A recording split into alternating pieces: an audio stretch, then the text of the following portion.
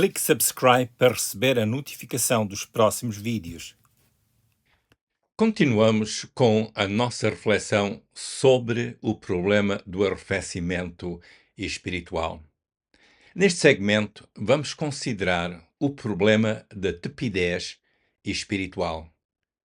Começamos com a leitura de Apocalipse, capítulo 3, versículos 14 a 22, onde lemos o seguinte: E ao anjo da igreja que está em Laodiceia escreve: Isto diz o Amém, a testemunha fiel e verdadeira, o princípio da criação de Deus. Eu sei as tuas obras, que nem és frio nem quente.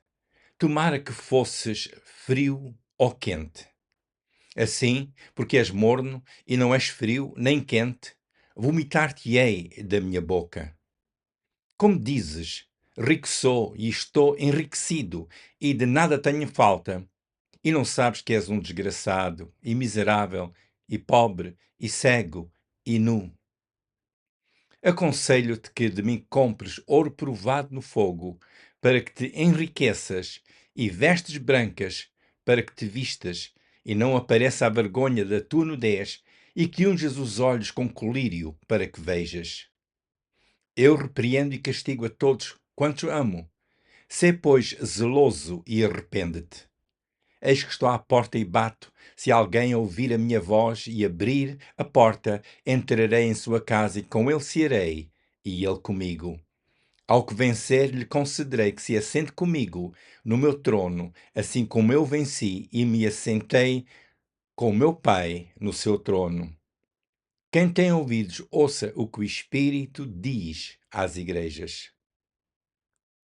Este texto apresenta-nos o estado espiritual de um grupo de cristãos que vivia na antiga cidade de Laodiceia. O texto contém bastante sobre o qual nos podemos debruçar.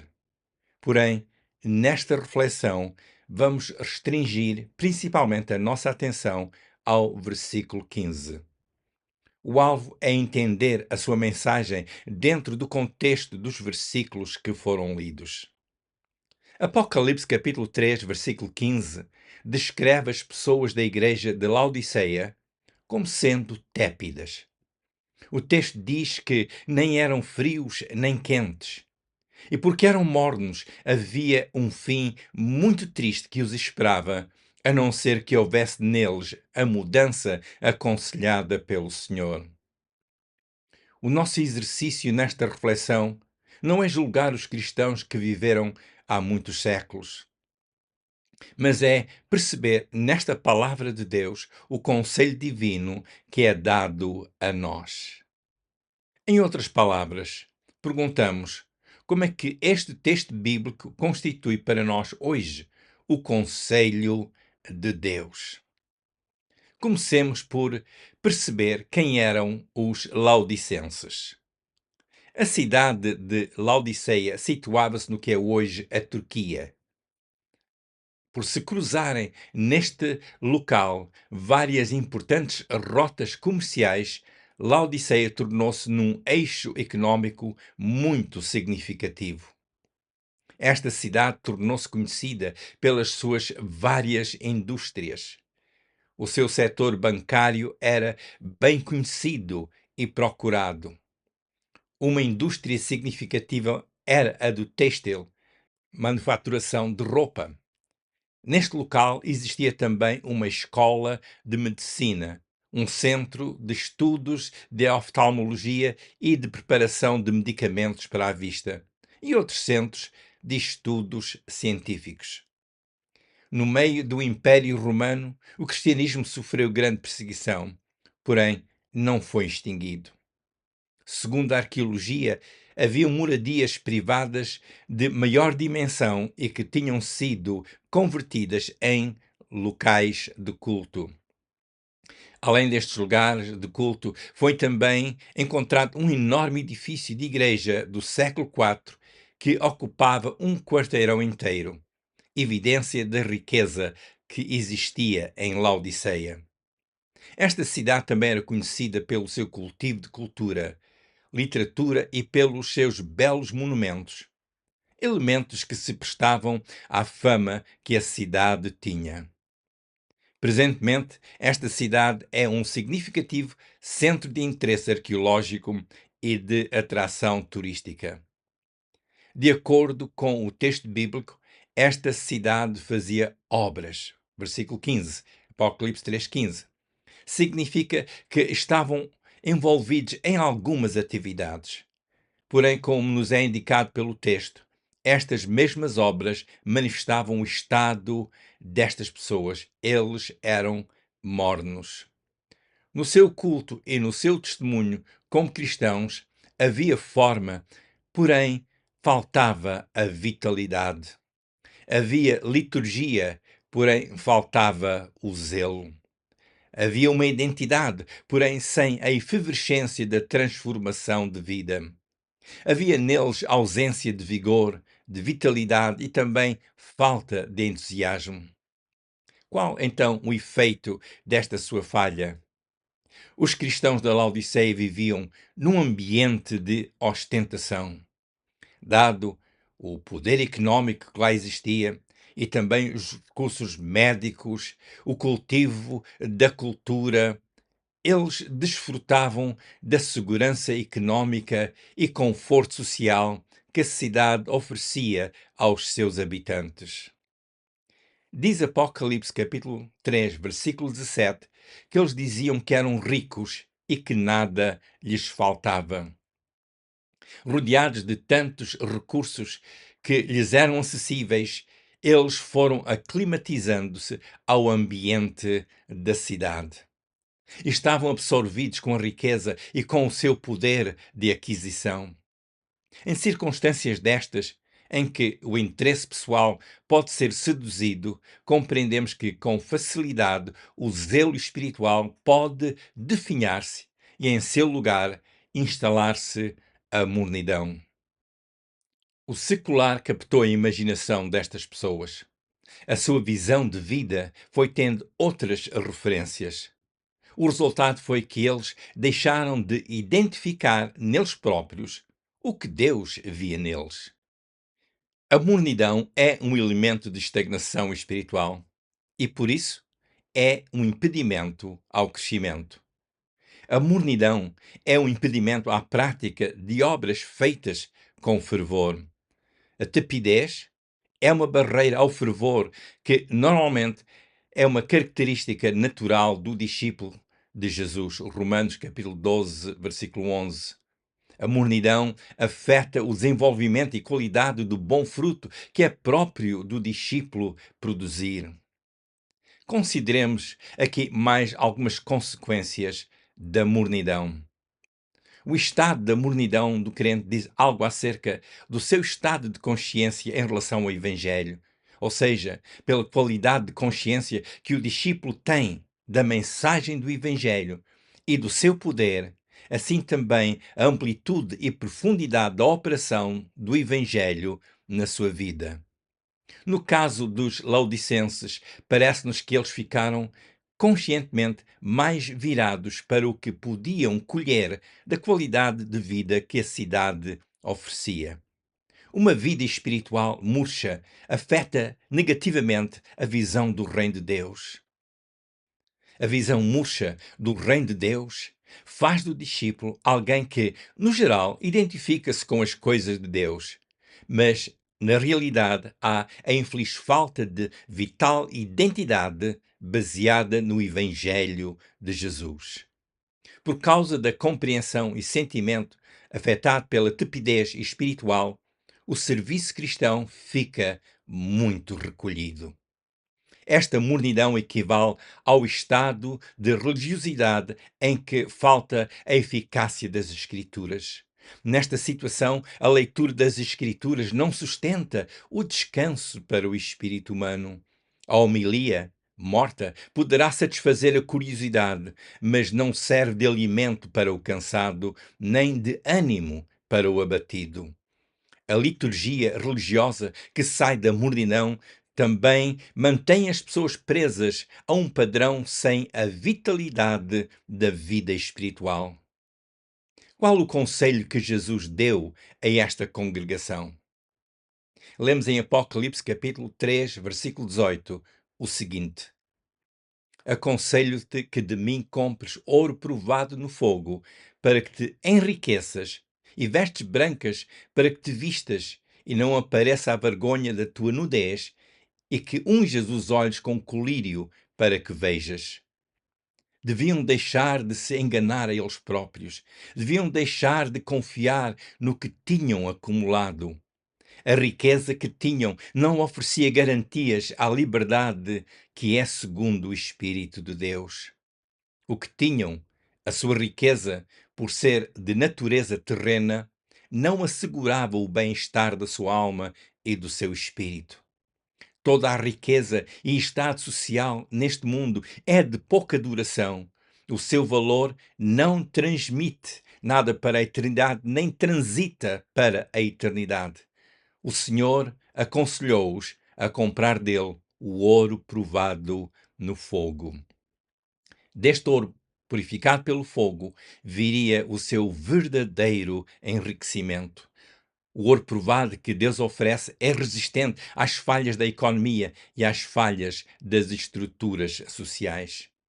O tipo de enriquecimento que o ouro provado e que Deus oferece não pode ser roubado, não pode ser extorquido pela perseguição, não pode ser desvalorizado. Repare no que está escrito em Apocalipse capítulo 3, versículo 17, que diz: Não sabes que és um coitado e miserável e pobre e cego e nu. Eles estavam num estado de desgraça espiritual e nem se apercebiam dessa sua situação. Naquele ambiente de estarem dedicados à moda da ocasião, o Senhor disse que viessem a Ele para adquirir vestes brancas, para se vestirem e se cobrirem. Apocalipse 3:18. É interessante que a palavra branca, segundo a expressão no texto original do grego, implica brilhante. Portanto, um branco brilhante. Para compreender melhor o significado das vestes brancas, vejamos o que está escrito uns versículos antes, em Apocalipse, capítulo 3, versículos 4 e 5, onde lemos: Mas também tens em Sardes algumas pessoas que não contaminaram as suas vestes e comigo andarão de branco, porquanto são dignos disso. O que vencer será vestido de vestes brancas e de maneira nenhuma riscarei o seu nome do livro da vida. E confessarei o seu nome diante de meu Pai e diante dos seus anjos. Segundo o versículo 4, os que não contaminarem as suas vestes andarão de branco junto com o Senhor Jesus. E no versículo 5 lemos que o que vencer será vestido de vestes brancas e o seu nome não será riscado do livro da vida.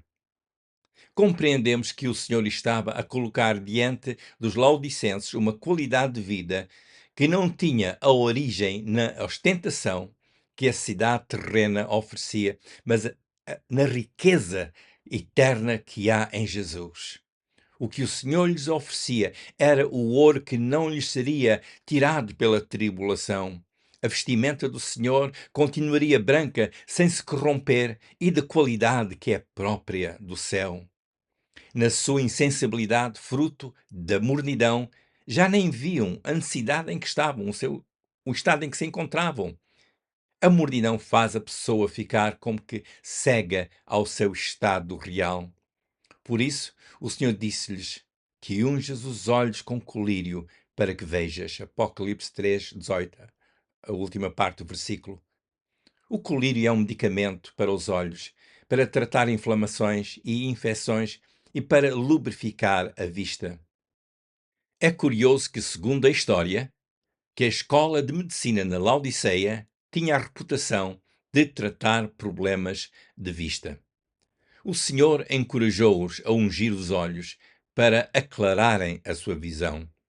O seu estado de visão era paupérrimo. A sua pobreza e miséria condizia com o seu estado de enxergar. Em Apocalipse capítulo 3, versículo 19, lemos que o Senhor disse para eles serem zelosos e se arrependerem. O texto diz: Eu repreendo e castigo a todos quantos amo. Sê, pois, zeloso e arrepende-te. Eles tinham que voltar a ter zelo.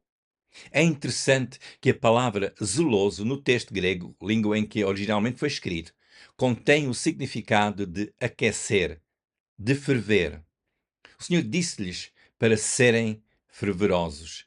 Eles deviam arrepender-se, o que implica mudar de pensamento. Esse é o significado da palavra no texto original.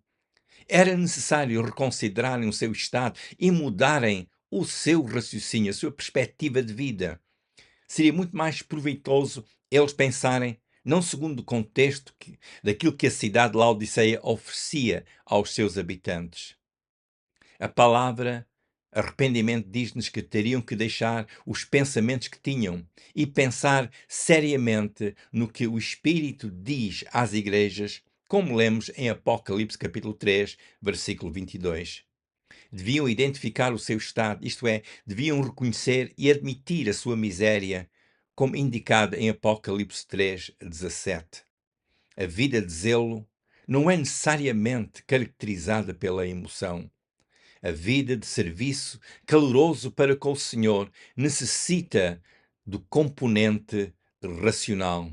Isto é importante o discípulo saber o que está a fazer e por que é que o está a fazer. É importante ter a meta em vista. A meta que está exposta em Apocalipse 3:21, que é vencer. O texto diz que o que vencer vai assentar-se com o Senhor no seu trono.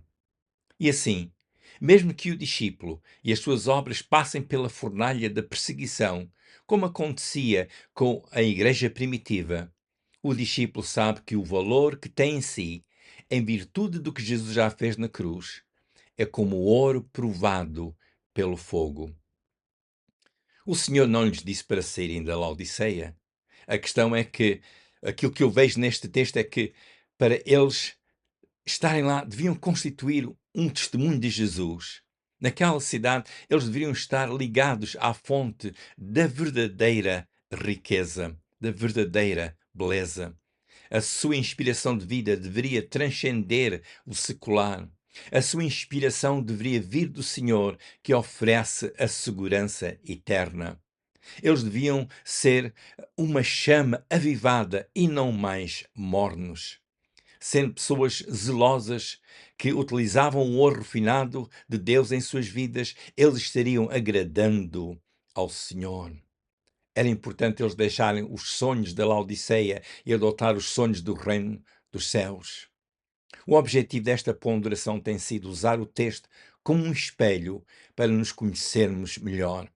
E, mediante a apropriação do ensino contido no texto, podemos melhor seguir o caminho do Evangelho. O texto mostra-nos que a mornidão equivale a um estado de miséria espiritual. O melhor estado, o estado de verdadeira riqueza, de vestimenta apropriada e de boa visibilidade, é o estado no qual a transformação real é ocasionada em nós, ocasionada em virtude de aceitarmos o conselho do Senhor. O resultado desta transformação seria eles estarem em melhores condições para vencer e assentarem-se com Jesus no seu trono, como lemos em Apocalipse 3, 21. Recomendo que leia Apocalipse capítulo 3, versículos 14 a 22 novamente, para captar mais do seu ensino. Termino lendo Apocalipse capítulo 3, versículo 20. Aqui vimos o que o Senhor Jesus disse. Eis que estou à porta e bato. Se alguém ouvir a minha voz e abrir a porta, entrarei em sua casa e com ele cearei e ele comigo. O Senhor Jesus diz que ele está à porta e bate. Ele bate à porta da vida das pessoas, esperando que sejam as pessoas a ouvir e a abrir a porta. Notemos, não é Deus que abre a porta da nossa vida. Cada pessoa é que tem que abrir a porta da sua vida. Notemos que não é um abrir por cortesia ou para ser delicado para com o Senhor, mas é um abrir porque ouviu o Senhor a bater à porta. É um abrir porque ouviu a voz de Jesus. Ouvir o Senhor A bater à porta e ouvir a sua voz é como quem ouve o Evangelho de Jesus. Portanto, a abertura da porta da vida só é eficaz se for em virtude de ter ouvido a mensagem da salvação em Jesus. Esta decisão é individual. Ninguém mais pode abrir a porta a não ser a própria pessoa. Se depois de ouvir a palavra de Deus, decide que realmente precisa de tomar uma decisão, de tomar esta decisão de abrir a porta da sua vida, queira dizer isso mesmo ao Senhor Jesus. Diga a Jesus: Senhor, eu abro a porta, entra na minha vida. Diga a Jesus: o meu coração está aberto para ter comunhão contigo. O Senhor chama por cada pessoa e é importante ouvir o que o Evangelho nos diz e, mediante o conselho do Evangelho, aceitar ao Senhor Jesus como o nosso Salvador, que deu por nós a sua vida na cruz do Calvário. Envie as suas perguntas relacionadas com a matéria refletida neste ou noutros vídeos que tenho posto no YouTube para o meu endereço de e-mail indicado ao longo do rodapé do vídeo. Também, se quiser saber mais sobre o importante tópico da salvação eterna em Jesus, use este mesmo endereço de e-mail para comunicarmos.